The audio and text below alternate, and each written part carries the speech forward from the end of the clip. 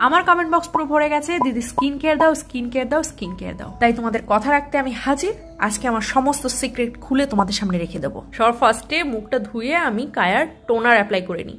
খুব ভালোভাবে হাত দিয়ে অ্যাপ্লাই করার পর অ্যাপ্লাই করি সিরাম। আমার হলো গিয়ে কম্বিনেশন স্কিন, যার জন্য কপালে নাকে মাঝে মধ্যেই পিম্পল দেখা যায়, তার জন্যই এই সিরামটা অ্যাপ্লাই করা, যদিও এটা আমার ফ্রিতেই পাওয়া।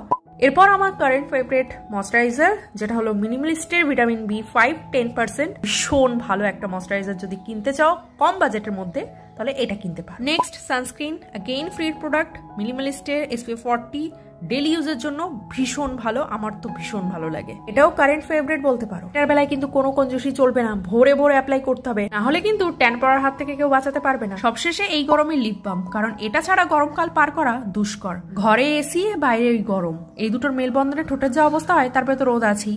সো এটাই ছিল আমার স্কিন কেয়ার। আশা করি তোমাদের একটু হলেও হেল্প হয়েছে। চলো আজ তাহলে আসি।